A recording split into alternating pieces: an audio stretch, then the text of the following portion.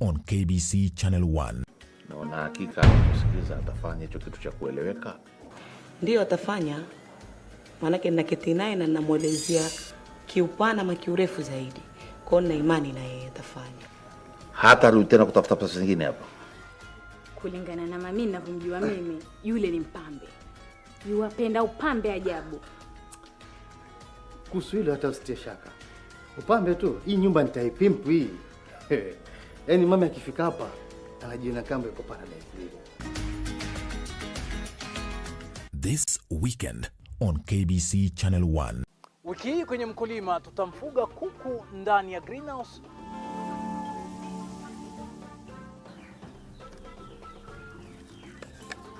Kisha tukuze blackberry. Mkulima ajue kwamba wakati unapanda utizame sana, ili unapotumbukiza kijiti kile au cutting kwenye udongo uwe makini, uhakikishe kwamba zile nodes zinaangalia upande wa juu, na especially matawi vile yanamea yao yameangalia upande wa juu.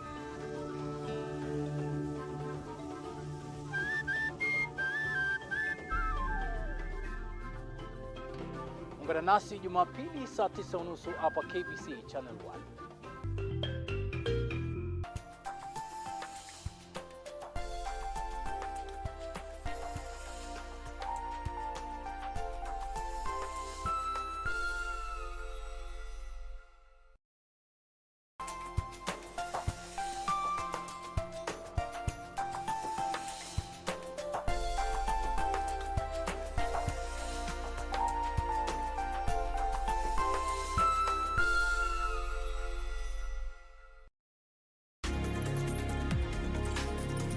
Did you know that your house is one of your most valued investments? Get your domestic package insurance cover. This includes house and its contents, domestic servants, owners and tenants' legal liability. Now you know. IRA, promoting insurance, protecting the insured. Can you believe we get to come out here every day? Yeah.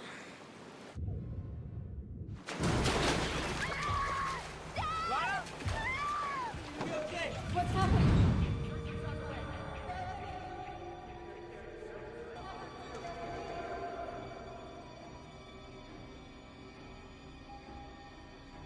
Why is she stopping? Nothing out there. Not yet. Only 45 seconds on the clock and no set waves on the horizon. This contest may be over, Bo.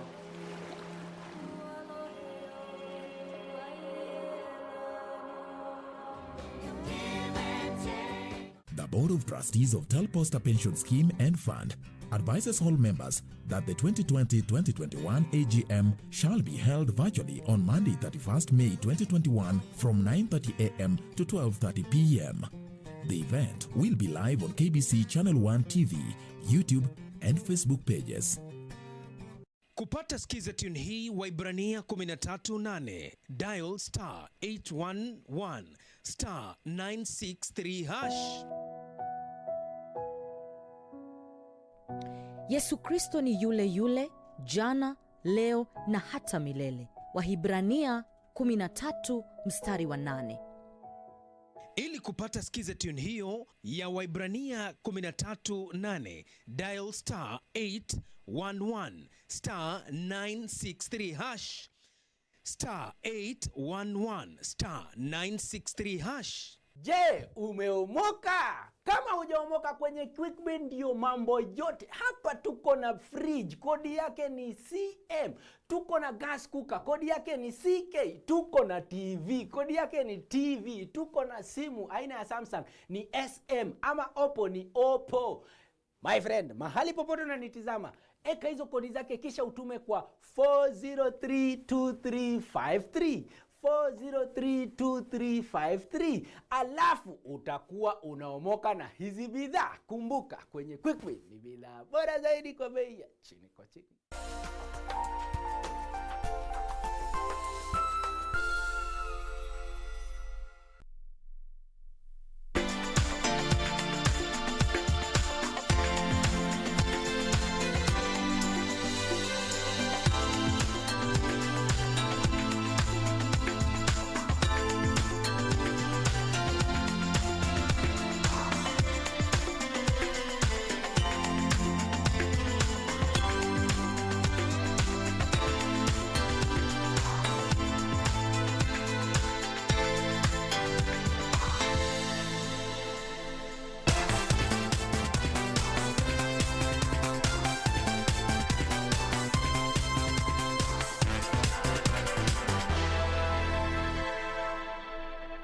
A very good afternoon to you. My name is Daniel Wahome and welcome to Channel 1 Lunchtime News on this 29th day of May. The year it is 2021 as we head towards the Madaraka Day week that's starting on Monday. Our sign language interpreter this afternoon is Byron Abuli. And on to our first story where uncertainty looms over the venue of this year's Madaraka Day celebrations as the organizers grapple with the soaring COVID-19 cases in Kisumu County. State House spokesperson Kanzedena has revealed that talks are ongoing between the Ministry of Health and local leaders to settle on an ideal venue between the newly built Jomo Kenyatta International Stadium or the State Lodge in Kisumu. Already, plans have been made to have plans to have members of the public follow the event at 3 different venues within the lakeside town have been scrapped as part of containment measures. President Uhuru Kenyatta is expected in Kisumu tomorrow. On Monday, he will be joined by Burundian President Evariste Ndayishimiye, who is expected in the country for a 2-day state visit. And as part of that story, the president's itinerary includes listing the various projects that will be there, where he will be opening complete national government projects and inspect ongoing initiatives and also launch new projects there. And the president will be joined on the tour by several young leaders, including the Right Honorable Raila Amolo Odinga and also the Governor of Kisumu County, Professor Peter Anyang' Nyong'o. So Simon Achola will be giving us more details of that story. Let's move on to one thing that touches on women. Kenya joined the world in marking the Menstrual Hygiene Day under the theme Action and Investment in Menstrual Hygiene.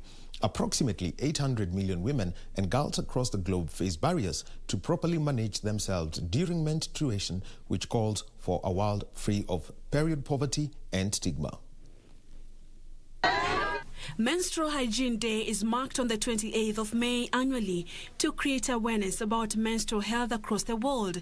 Speaking at DEB Primary School in Nyeri Town, the Deputy Governor Dr. Caroline Wanjiru Karugu urged the Ministry of Education to consider installing sanitary towel dispensers in all public schools for easy access. This would be one way in which we can get a sustainable solution, because the schooling population, about 15% of our girls, especially those who come from needy families and the slum areas, have struggled and suffered, especially during the pandemic, because of lack of sanitary towels.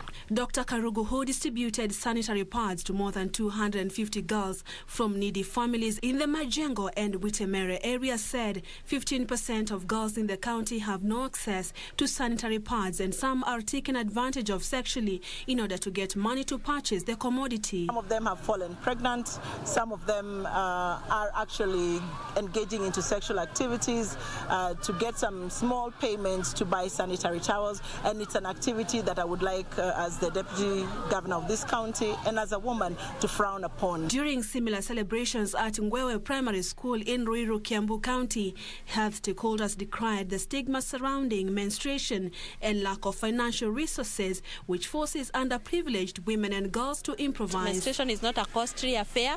Every woman can handle it actually without spending a coin, because we only need to tell them the properties of menstrual management materials as given by UN Human Rights, and every Kenyan can afford menstruation in a dignified manner and to experience it in a dignified manner without causing stigma and pain. Judy Sandia, the school head teacher, noted that observing menstrual hygiene is a daunting task for many girls whose parents hardly earn enough to allow for better, healthy living standards. Tukiwapatia tatu, wanarudi wanatuambia tena, wanaomba teacher, nimeenda kwa mwezi na sina pad. Namuuliza, na pad si tuliwapatia ya kila mwezi? Anasema mama alichukua zangu, na aliniambia moja nipatie dadangu na ule ako secondary na moja alichukua. In Baringo County, it emerged that social stigma and taboos surrounding menstrual hygiene prevent girls from attending school, with calls for zero rating of sanitary towels. Baringo County Public Service Board Vice Chair Dr. Stella Chebi, who spoke at Ngambo Girls in Baringo South, said menstruation is not only a reproductive health concern, but also a complex cultural, socio-economic and educational issue. Menstruation is something that is not even talked about, and because of that, it becomes even very difficult for girls to approach their fathers, their brothers, their fathers, about the need to have sanitary towels. The menstruation hygiene awareness campaign continued on Saturday, where a section of women in Samburu County donated sanitary towels to girls. Wasichana walikuwa wanajifunga sweta ama unaona wako hawakukaribii. Meanwhile, school-going girls in Bangladesh of Jomvu Sub-County in Mombasa County are set to benefit from free sanitary towels for the next 5 months, courtesy of the Fujita company that is spearheading the construction of Phase 2 of the Dongo Kundu bypass project. Ningependa serikali iweze kuchukua jambo hili kuwa ni jambo la kitaifa. Tukishikana kutoka katika serikali kuu mpaka huku chini, naamini tutaweza kujumuika kwa pamoja kusaidia hili jambo. The company will donate approximately 12,000 sanitary towels, with each of the 4 primary schools in the slum area expected to receive a donation of 500 sanitary pads every month. Statistics from the Ministry of Education published in 2018 indicate that some girls miss 13 learning lessons in a term because of their monthly periods. Purity Museo, Channel 1 News. Thank you, Purity, for that report. Now, moving on, is that a desperate family in Dandora Phase 4, Nairobi County, is appealing to members of the public to help them trace their kin, a 72-year-old Samuel Agengo Ogol, who went missing on the 15th of March this year. Although the family reported the incident to the nearby Dandora police station, Samuel has not yet been found. Someone went missing after he had traveled from Kisumu to Dandora to spend a few days with his wife and kids, only to disappear days later without a trace. The family says it's now 2 weeks since he went missing and nothing is forthcoming to his whereabouts. Nilikuja ndio tuzidi kutafuta. Tumeshamtafuta, nilienda Kenyatta mochari, nilienda hospitali sikumpata, nimeenda City mochari. So tumetafuta mpaka kwa nyumba za wazee. Nilienda ile iko Kariobangi na kuna nyumba ya wazee Kasarani, hatukumpata. Elsewhere, in Gakoyo village, Murang'a County, 2 17-year-olds Mercy Waithera and Clarin Jerry, who are in Form 2 and Form 3 respectively, disappeared mysteriously on Sunday, and their phones have been off since then. Baada ya kurudi fellowship, hawakurudi na huku tena, walikuwa wawili. Huyo mwingine anaitwa Clarin Jerry Mwangi. Na paka leo hawajarudi. Mimi naomba mahali wako tafadhali warudi ili tuwe na roho mzuri. Akionekana mahali yako, mi namwambia akuje amalize shule. Akimaliza ataenda kutafuta kazi kama ni kazi anataka. Mi namwambia on good faith arudi nyumbani na nitafurahi. The Mukore wa Nyagathanga Secondary School students were last seen at ACK St. Mark's Kabui Church, where they are the youth members. Their families are now worried that their girls' safety and sake could have fallen into wrong hands. Sasa venye nasema, ningewaomba Mercy, mkiwa na Clarin Jerry, kwenye mko tafadhali rudini nyumbani, tunawatafuta na tunawataka mrudi. Juu sasa mlikuwa mumeenda kanisani na mkasema vizuri mmekuja kanisani tusome, lakini tena sijui ni nini liwashika mkaenda. Sasa kwenye tu mko, na waomba Mercy na Clarin mkuje, tunawangojea. Now, moving on, is that police in Kiambu County are investigating the death of a man whose body was found buried in a shallow grave at NDEIYA Market. Police say the border operator had been reported missing days before the body was discovered. Following the discovery, angry residents torched houses and a lorry belonging to a man they accuse of being behind the death.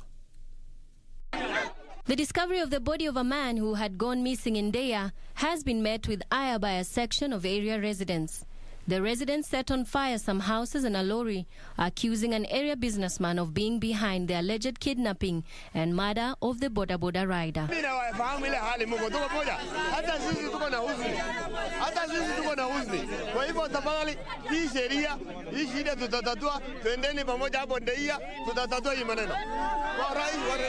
We are very agitated this morning that one of us has been cruelly murdered and buried behind one of the business owned by a foreigner whose locals have been suspecting he is involved in heinous act that has been happening in our village. And therefore, we want to ask the administration to take action as soon as possible. The body of the Boda Boda rider was found buried in a shallow grave at the NDEIYA market. Kiambu County Police Commander said investigations are currently underway, even as he warned the public against taking the law into their own hands. The motorcycle has been recovered and the body recovered. I want the people to exercise some restraint. The law will take its course and we shall do all necessary on our part. Meanwhile, police in Kayega have recovered 7 cows believed to be part of 40 others, which had been stolen in Nakuru County.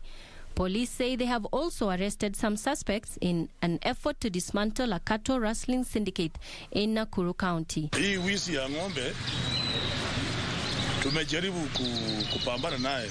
Hata kuna baadhi ya wale watu tunasuspect. Juzi kuna ng'ombe tumeshika hapa tukarikava kama tufungia kwa nyumba. Na hii jana tukapata information ya kwamba tuna ng'ombe za wizi ambazo zimeingia katika ile yangu. Na hiyo ripoti kutoka Nakuru.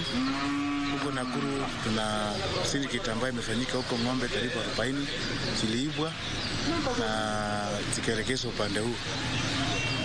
Assistant Chief na OCS mgeni ambao tuko nao na officers wake na wale kutoka Nakuru wamekuja jana usiku wakaandamana mpaka kwa mshukiwa mmoja ambaye anaitwa Austin Pitute, na tukamanage kugawa ng'ombe 7 ambazo ziko hapo kwa senda saa hizi. Elsewhere, a man has been arrested in Ikolomani, Kakamega County, for allegedly defiling and killing his stepdaughter. Police say the 7-year-old girl went missing a week ago, only for her body to be found dumped in a pit latrine. Postmortem results indicated that the girl had been defiled and sodomized before being strangled to death. Majirani wakasikia fundo natoka kwa choo lao. Watu wakashughulika kuangalia ni nini. Ndipo polisi wakaenda pale wakang'oa hizo mbao za choo.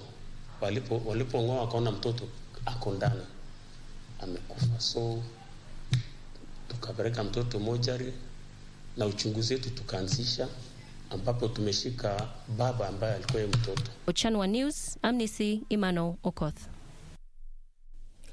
So that's the first segment of Channel 1 Lunchtime News. We shall be taking a short break, and when we get back, we shall be giving you more stories from the counties and also a tree planting exercise in Narok County.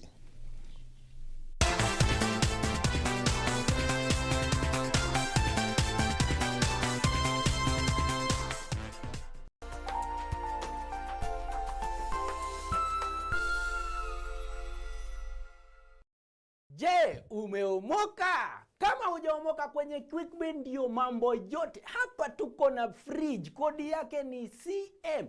Tuko na gas cooker, kodi yake ni CK. Tuko na TV, kodi yake ni TV. Tuko na simu aina ya Samsung ni SM, ama Oppo ni Oppo.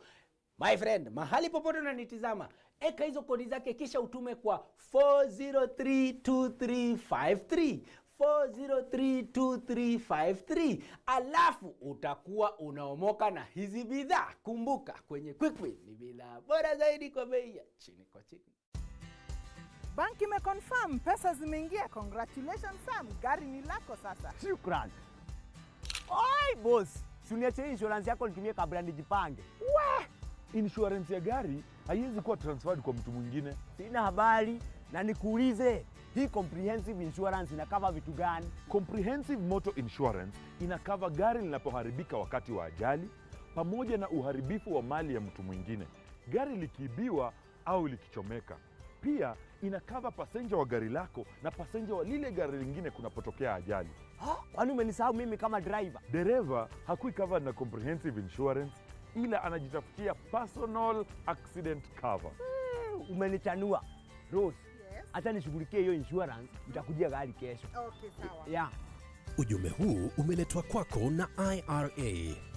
IRA, bima bora kwa taifa. The greatest rally in the world is back in Kenya. Catch all the action of WRC Safari Rally live and exclusive on KBC Channel 1 from 24th to 27th June. See the world's best drivers navigate their machines on Kenya's rough terrain at breakneck speeds. Experience the thrills, adrenaline, drama and excitement as man and machine do battle. Don't miss out. WRC Safari Rally, live and exclusive on KBC Channel 1, your true sports partner.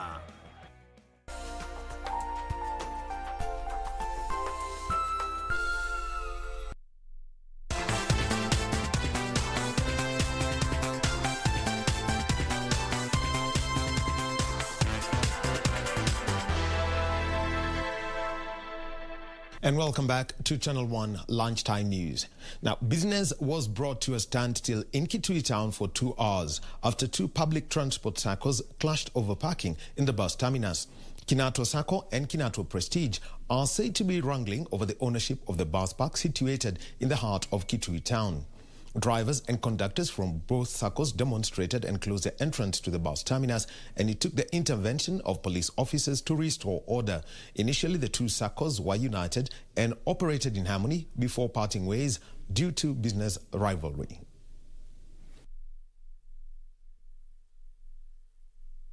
Wametoa amri na koti watoe jina, watoe rangi yetu, lakini bado wamekatalia.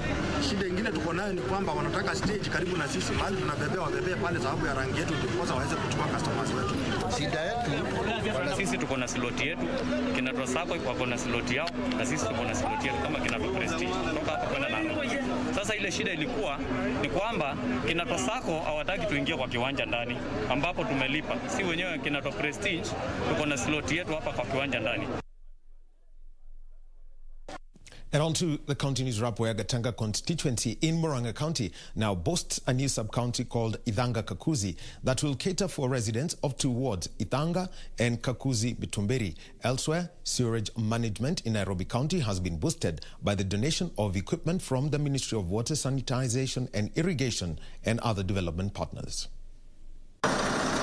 In Nairobi County, the Nairobi Metropolitan Services has received a boost of operational vehicles and sewer flushing units worth 625 million shillings from the Ministry of Water, Sanitation and Irrigation to help them in handling logistics effectively. To be able to give the service as NMS with more efficiency, it is important for us to give you the kind of support that we are giving you. Elsewhere in Murang'a County, Gatanga constituency now boasts a new sub-county called Ithanga Kakuzi that will cater for residents of 2 wards, Ithanga and Kakuzi, Metumbiri, who have been traveling for long distances in search of services. The headquarters of newly created Ithanga Kakuzi administration unit will be located at Kaguku Shopping Center.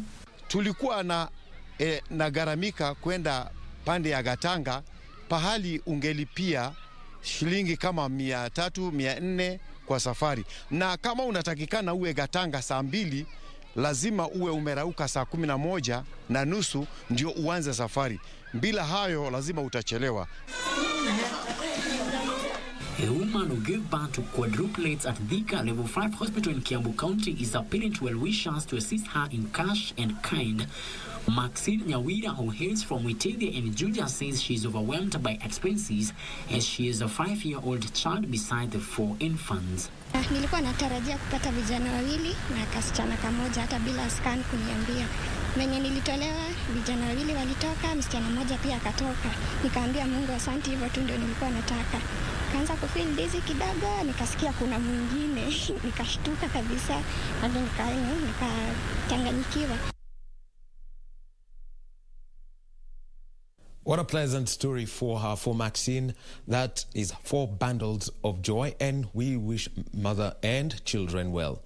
Let's go back to our first story, where uncertainty looms over the venue of this year's Madaraka Day celebrations as the organizers grapple with the soaring COVID-19 cases in Kisumu County. State House spokesperson Kanzedena has revealed that talks are ongoing between the Ministry of Health and local leaders to settle on an ideal venue between the newly built Jomo Kenyatta International Stadium or the State Lodge in Kisumu.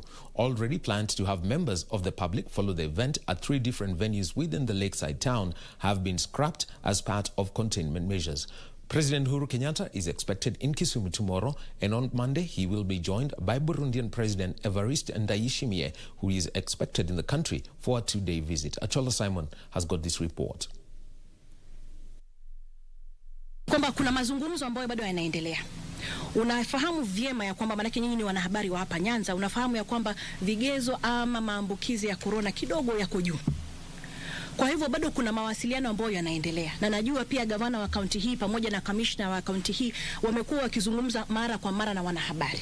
Kwa hivyo endapo swala hili litahitajika kwamba tutaibidi tufanye sherehe hiyo hapa Ikulu, basi itafanywa hapa Ikulu.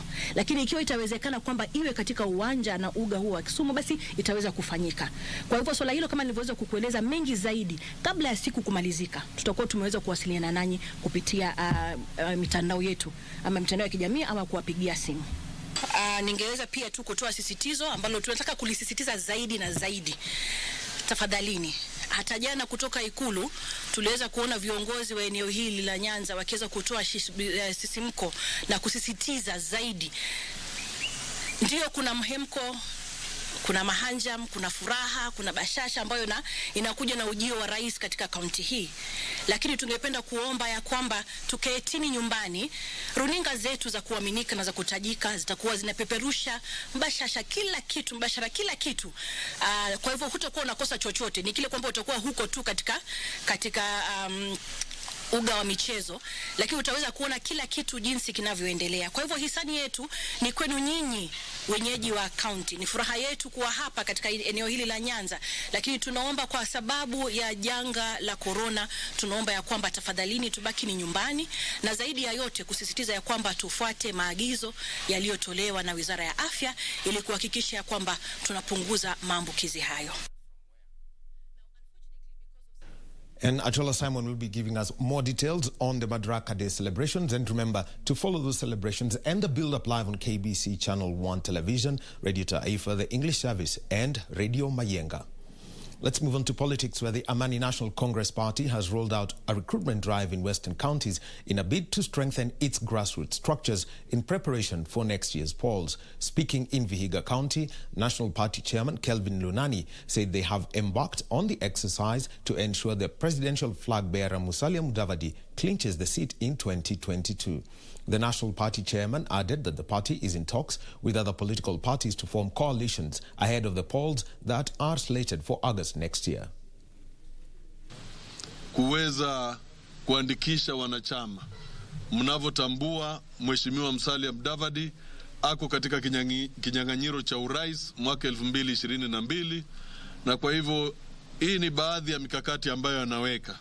Huku kukiwa nyumbani, kuna umuhimu wa kuweka mikakati kisawasawa, awachie majenerali wake, hawa ndio watalinda doria katika eneo la Vihiga, kuhakikisha ya kwamba Vihiga inatoa ma-MCAs wote katika chama cha ANC, inatoa governor katika chama cha ANC, na wabunge wote mpaka seneta wa kike na seneta wa kiume. Kwa hivyo la muhimu tunapoelekea mbele ni kujulisha watu wa Vihiga ya kwamba hivi meli shang'oa nanga. Tumeweza kuzungumzia mambo ya chama, ikiwemo recruitment ya wanachama wengi ambao tumepanga mikakati. Alafu pia tumeweza kuzungumzia jambo la zile activities ambazo tutakuwa tukifanya kwa chama. Thank you.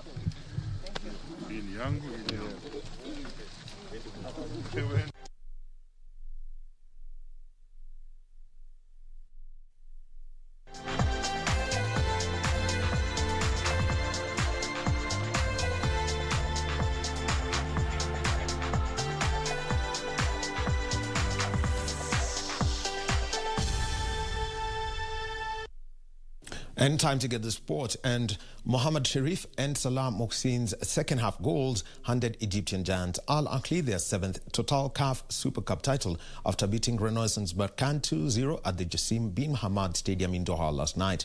It was the second continental title for coach Pitso Mosimane since joining the Cairo Giants in October last year. for dead, slipped through, first clear opportunity. Al Ahly were more enterprising in attack and they were ahead after 57 minutes when Sheriff scored with a belter of a goal. The forward made a quick turn. Remember that KBC Channel 1 is your home of African football. There's still the Interclub semi-finals and the final to be broadcast. Now, Kenyan athletes dominated the Doha Diamond League meeting in Qatar barely 2 months before the 2020 Tokyo Olympic Games in Japan.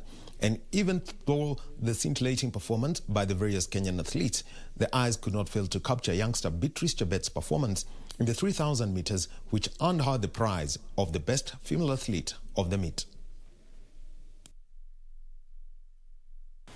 Beatrice Chebet stunned a star-studded field of athletes to win the 3,000 meters at the Doha Diamond League, shaving 22 seconds off her personal best time. The 21-year-old clocked 8 minutes 27.49 seconds to win the race ahead of 4 other Kenyan athletes, including Helen Obiri, who lined up in positions 2 to 5 respectively. The other Kenyan, Eva Cherono, finished 8th. Can't do anything about it. It's Chebet, though, who's going to take a massive scalp. Helen Obiri fades over the last 100 meters, and it's Beatrice Chebet who takes the win, the 21-year-old. Massive performance from her, 8:27. That's a huge personal best. Faith Kipyegon was another Kenyan who proved too fast for the 800 meters field, winning the 2-lap race in 1 minute 58.26 seconds. Her time was 1 second short of her personal best time, but was enough to beat Gwale Natoya of Jamaica and Arafi Rababe of Morocco, who were the other podium finishers. Nora Jeruto was not left behind in the stars of the night in Doha, winning the 3,000 meters steeplechase. She clocked 9 minutes flat to finish 2 seconds ahead of Abebe Mekides of Ethiopia and Yavi Winfred of Bahrain. Compatriot Hyvin Kiyeng finished 4th and Rosflin Chepngetich 9th. The Kenyan men were also at their very best.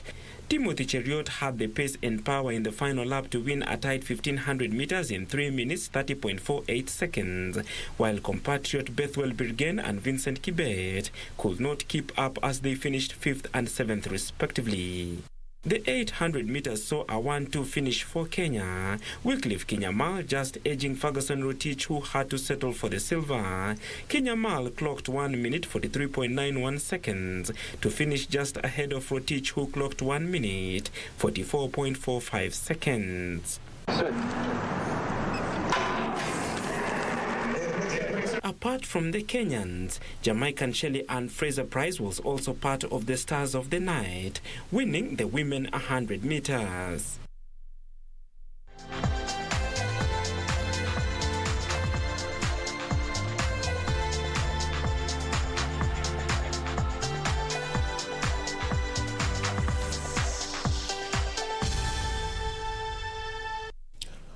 That's our lunchtime sport for today. Thank you very much for being with us over the past 1 hour. And I want to thank also the team that put together this bulletin and also our transmission team. My name is Daniel Wahome. Our sign language interpreter has been Byron Abuli. Coming up next, Dunia Wiki Hii, hosted by Isaac Lemoka. Have a good afternoon.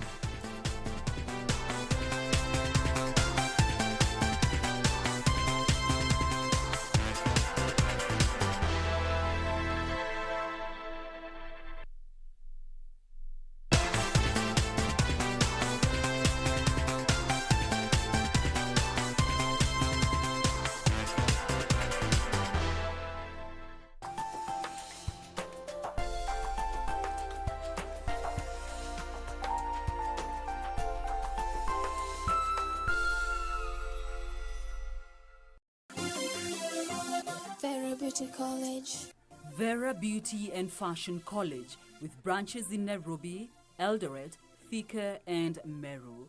Did you know that we are a TVET-approved institution? We offer courses in fashion design, interior design and soft furnishing, event decoration, flower arrangement, event planning, hairdressing, barbering and dreadlocks, beauty therapy, makeup, nail technology, spa massages, teaching skills, TOT, solo business management, and many more. Register now and visit our website on www.verabeautycollege.com. You can also call on 0725 923 550 Nairobi branch, 0728 087-689 Eldoret branch, 0722-227428 Thika branch, 0725-000-706 Meru branch. Vera Beauty and Fashion College, a TVET approved institution.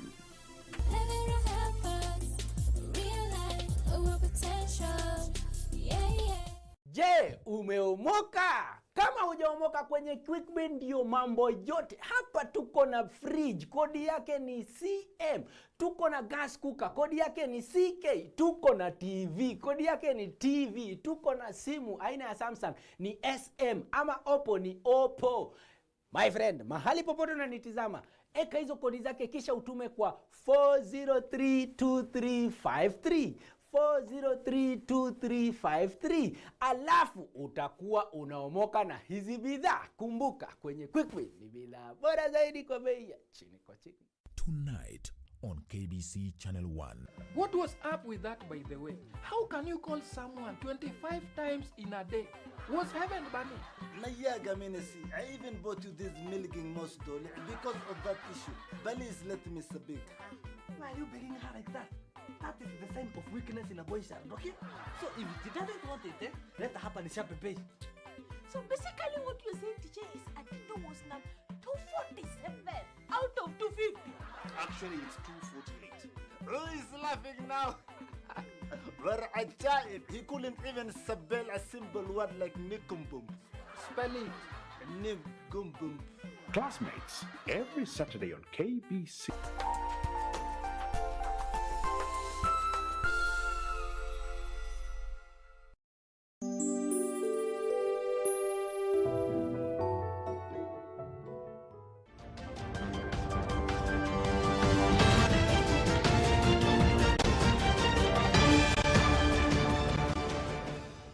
Naam, hujambo mtazamaji na karibu sana katika makala mengine ya Dunia Wiki Hii. Makala ambayo yanaangazia taarifa za kimataifa kutoka kila pembe kote ulimwenguni. Kumbuka taarifa hizi zimeandaliwa na kuletwa kwako na shirika la utangazaji humu nchini KBC na shirika la Xinhua kutoka China.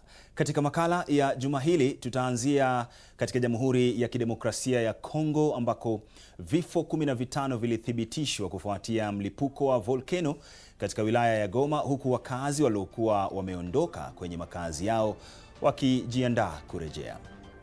Halikadhalika, Israel na Hamas wakubaliana kukomesha mapigano, huku taasisi za kimataifa na nchi zikitoa wito wa juhudi zaidi za kimataifa kukomesha hatua ya Israel ya kukaa kwenye maeneo ya Wapalestina. Tutaangazia Baraza la Afya Duniani ambalo lakutana na kuangazia kukomesha janga la COVID-19. Pamoja na taarifa hiyo, janga la COVID-19 laendelea kuathiri sehemu mbalimbali kote duniani, huku juhudi zikitekelezwa kulidhibiti, ikiwemo utoaji chanjo. Ni baadhi tu ya taarifa mtazamaji ambazo nimekuandalia katika kipindi Dunia Wiki Hii. Keti papo ulipo, siende mbali hadi tamati.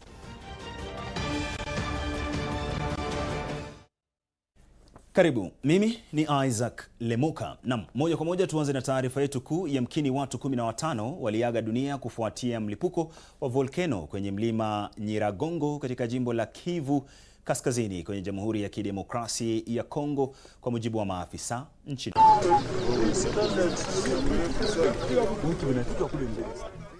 Msemaji wa serikali Patrick Muyaya alisema kuwa watu 15 waliaga dunia walipokuwa wakitoroka kutokana na tishio la lava. Watu 9 waliaga dunia baada ya lori kupinduka, huku waathiriwa wengine 4 wakiwa wafungwa waliojaribu kutoroka kwenye gereza la Munzenze huko Goma, kwa mujibu wa msemaji huyo, akiongeza kusema kuwa watu 2 zaidi walichomeka hadi kufa. Muyaya aliwahimiza wakazi kujiepusha na shughuli zisizo muhimu, kwani milipuko ya volkano katika eneo hilo huenda ikasababisha uharibifu zaidi.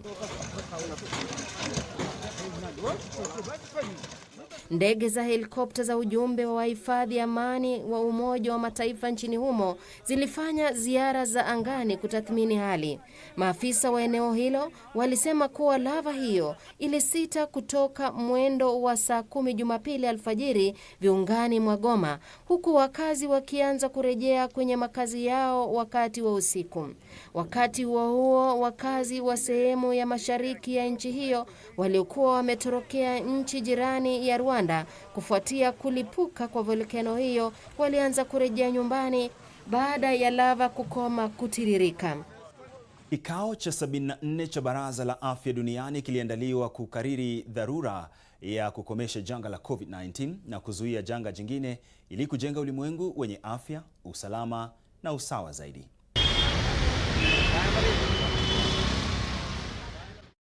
Zaidi ya mwaka mmoja baada ya janga la COVID-19 kuzuka, visa vya maambukizi kote duniani vimefikia zaidi ya milioni 168, huku zaidi ya watu milioni 3.5 wakiaga dunia kulingana na takwimu za shirika la afya duniani WHO.